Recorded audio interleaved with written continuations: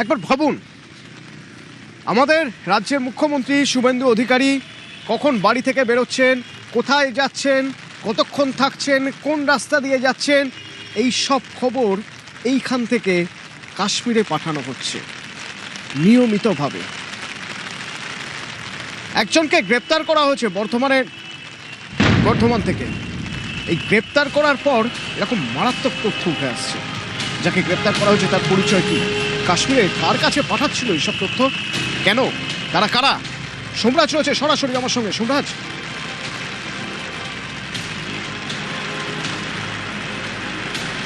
দেখো, গতকাল রাত্রিবেলাতেই আটক করা হয়েছিল প্রথমে বেঙ্গল এসটিএফ এর তরফে, এবং তারপর তাকে ইতিমধ্যে গ্রেপ্তার করা হয়েছে এবং বর্ধমানে তাকে একটি সেফ জোনে রাখা হয়েছে। যেটা সূত্র মারফত জানা যাচ্ছে, সাজ্জাদ ভাট গোষ্ঠীর সঙ্গে যোগাযোগ ছিল এই হামিম মণ্ডলের, এবং তিনি কোনো রকম স্লিপার সেল হিসেবে কাজ করছিলেন না। তাকে সাজ্জাদ ভাট গোষ্ঠী মূলত এ রাজ্যে এখানে তার মাধ্যমে তাকে ব্যবহার করত, অর্থাৎ তার থেকে বিভিন্ন তথ্য নিত। বেঙ্গল এসটিএফ এর সদস্যরা তেমনটাই জানতে পেরেছে, এবং গতকাল রাত থেকে দিনভর জেরায় বেঙ্গল এসটিএফ এর তরফে যা তথ্য পাওয়া গেছে, যেটা দেখা যাচ্ছে যে এই হামিম মণ্ডল বর্তমান মুখ্যমন্ত্রীর বিভিন্ন লোকেশন তিনি পাঠাচ্ছিলেন কাশ্মীরে সাজ্জাদ ভাট গোষ্ঠীর কাছে। এরকম কিছু তথ্য বেঙ্গল এসটিএফ পেয়েছে, এবং বেঙ্গল এসটিএফ সেই তথ্য পাওয়ার পর ইতিমধ্যে রাজ্য প্রশাসনের শীর্ষ স্তরেও সেটা জানিয়েছে যে তার কাছে মুখ্যমন্ত্রী সম্পর্কে বেশ কিছু তথ্য রয়েছে, বিশেষ করে তার লোকেশন সংক্রান্ত কিছু তথ্য রয়েছে। যদিও সেটা বর্তমানে ক্রস ভেরিফাই করছে বেঙ্গল এসটিএফ, যে তিনি যে তথ্য পাঠাচ্ছেন বা তিনি বেঙ্গল এসটিএফকে জেরাতে যা জানিয়েছেন তার সঙ্গে কতটা সত্যতা রয়েছে সেটাই নিশ্চিত হতে চাইছে বেঙ্গল এসটিএফ বলেই সূত্র মারফত খবর। এবং সেই কারণেই বেঙ্গল এসটিএফ গোটা তাকে জেরা করে যে তথ্যগুলি পাচ্ছে সেগুলি যাচাই করছে। তার কারণ যে তথ্যগুলি ইতিমধ্যে বেঙ্গল এসটিএফ এর তদন্তকারী দলের হাতে এসেছে, সেখানে মুখ্যমন্ত্রী সম্পর্কে কতটা তথ্য রয়েছে সেই বিষয় সম্পর্কে আরও নিশ্চিত হতে চাইছে, এবং সেই কারণেই তদন্তের যে আওতা সেই আওতা আরও বাড়ানো হচ্ছে। তোমাকে জানিয়ে রাখি, যেটা সূত্র মারফত জানা যাচ্ছে, গোটা বিষয়টি নিয়েই রাজ্য প্রশাসনের শীর্ষ স্তর ইতিমধ্যেই কিছুক্ষণের মধ্যেই বৈঠক করবে। বিশেষ করে যেটা সূত্র মারফত জানা যাচ্ছে, Bengal STF, director of security এবং রাজ্য পুলিশের ডিজিপি একটি বৈঠকে বসতে চলেছে খুব শীঘ্রই। তার কারণ যেহেতু মুখ্যমন্ত্রী সিকিউরিটি সংক্রান্ত বিষয় উঠে এসেছে, সেই কারণেই বেঙ্গল এসটিএফ এখনো পর্যন্ত তদন্তে কি তথ্য পেল সেই তথ্য নিয়ে সার্বিক পর্যালোচনায় বসতে চলেছে রাজ্য পুলিশের ডিজিপি সিদ্ধিনাথ গুপ্তা। খুব শীঘ্রই সেই বৈঠক হবে বলেই সূত্র মারফত জানা যাচ্ছে। তৃতীয়ত, বেঙ্গল এসটিএফ এর হাতে একটি, আমার সঙ্গে এই মুহূর্তে রয়েছেন শরদিন্দু বর্ধমান থেকে। শরদিন্দু, এই বর্ধমান থেকে হামিদ মণ্ডলকে এসটিএফ, বেঙ্গল এসটিএফ গ্রেপ্তার করেছে। হামিদ মণ্ডল কে? এই হামিদ মণ্ডল কোথায় থাকতো বর্ধমানে? সে কি একা থাকতো? তার সঙ্গে আর কারা থাকতো? কোন জায়গায় থাকতো জানতে চাইবো শরদিন্দু। অতনু, যেটা জানা যাচ্ছে যে এই যে রেনেশা উপনগরী বর্ধমানের নবাবহাটে, সেখানের থাকতো এই হামিদ মণ্ডল, এবং তার সঙ্গে আরো 4 জন থাকতো এমনটাই জানা যাচ্ছে। খুব গোপনে সেখানে হানা দেয় এসটিএফ, এবং তাকে সেখানের একটি জিম থেকে তাকে গ্রেফতার করা হয় বা তাকে ধরা হয়। সে সময় জিমে ছিল এবং সেই জিম থেকে তাকে ধরা হয়। এবং এই যে রেনেশা উপনগরী, এটি একেবারে বর্ধমান শহরে ঢোকার মুখে এবং 19 নম্বর জাতীয় সড়কের একেবারে গায়ে। ফলে এই যে এখান থেকে বিপদ বুঝলেই জাতীয় সড়ক ধরে একেবারে দিল্লি কলকাতা যে জাতীয় সড়ক, সেই জাতীয় সড়ক ধরে চলে যাওয়া যেত। আসানসোল, দুর্গাপুর, বীরভূম থেকে শুরু করে সব জায়গায় চলে যাওয়ার পক্ষে খুব আদর্শ জায়গা ছিল এই যে রেনেশা উপনগরী, কারণ পাশেই জাতীয় সড়ক। ফলে খুব যে রেনেশা উপনগরী, কারণ পাশেই জাতীয় সড়ক, ফলে খুব তাড়াতাড়ি দ্রুত এক জায়গা থেকে অন্য জায়গায় চলে যাওয়া যেত, এবং সেই জন্যই এই জায়গাকে বেছে নেওয়া হয়েছিল। শুধু তাই নয়, সে ব্যাপারে আশপাশের বাসিন্দাদের কোন রকম ধারণা ছিল না, কারণ অনেকেই সেখানে বাড়ি কিনেছেন, ফ্ল্যাট কিনেছেন, সেখানে থাকেন না, সেই বাড়ি ভাড়া দিয়ে রেখেছেন। অনেকে থাকেন, তারা ব্যবসার কাজে বেরিয়ে যান, রাতে ঢোকেন কি ঢোকেন না।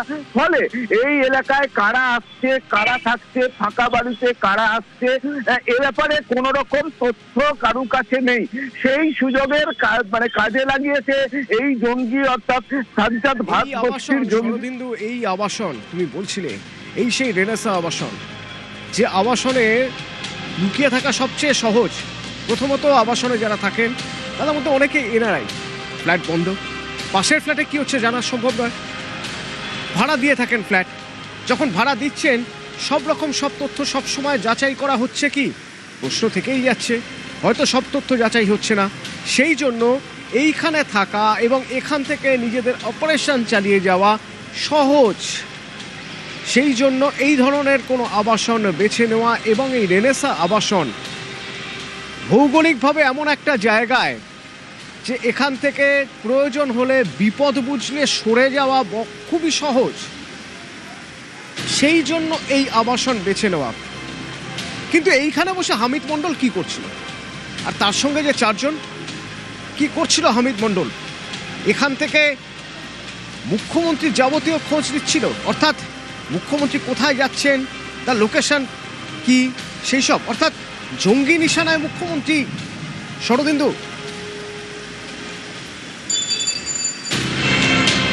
একেবারেই দেখো, মুখ্যমন্ত্রী অনেক সময় কিন্তু এই যে সড়ক পথ অর্থাৎ 19 নম্বর জাতীয় সড়ক দিয়ে দুর্গাপুর, আসানসোল, যে বাঁকুড়া, এই সব জায়গায় যেতে পারেন।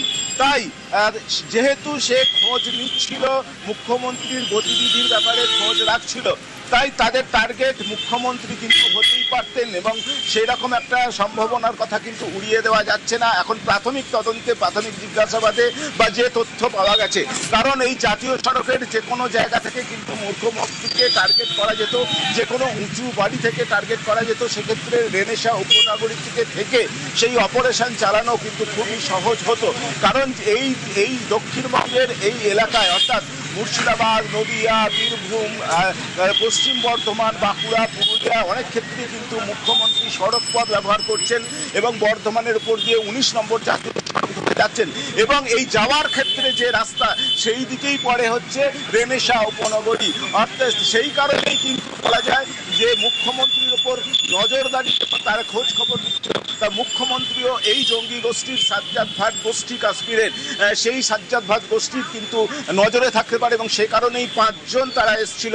এখন এখানে 5 জন ছিল, আরো কোথাও 5 জন আরো কেউ ছিল কিনা সেই বিষয়টাও কিন্তু এসটিএফ দেখছে, এবং সেই জায়গাতেও তল্লাশি চলছে। বা বাকি 4 জন কোথায় গেল, বর্ধমানের কথা তুমি বলছিলে, ভৌগোলিকভাবে এই বর্ধমান অত্যন্ত গুরুত্বপূর্ণ একটা জায়গা, এবং জঙ্গি কার্যকলাপ বা নাশকতা কার্যকলাপ করে তারপর এখান থেকে সরে যাওয়ার সহজ অনেকগুলো রাস্তা রয়েছে, সেই জন্য বর্ধমান পছন্দের জায়গা, এটা আমরা জানি। কারণ আমরা ঠিক যদি কয়েক বছর পিছিয়ে যাই, ঠিক আজ থেকে 12 বছর যদি আমরা পিছিয়ে যাই, আমরা 2014 সালের কথা বললে খাগড়াগড়ের কথা বলবো, এখান থেকে খাগড়াগড়ের দূরত্বও বেশি নয়।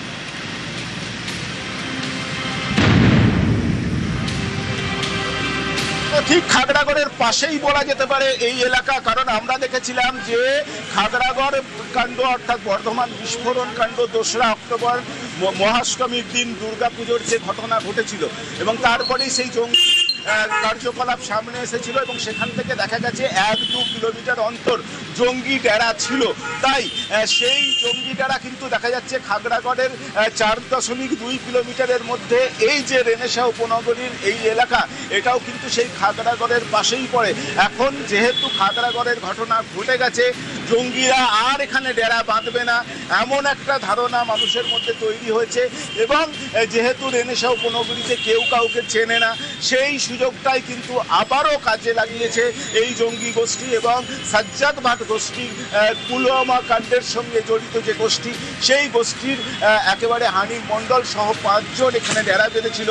তারা মুখ্যমন্ত্রীর গতিবিধির উপর নজর রাখছিল, তাই মুখ্যমন্ত্রী তাদের টার্গেট ছিল কিনা এ বিষয়ে কিন্তু এসটিএফ এই বিষয়টিকে বিশেষ জোর দিয়ে দেখছে।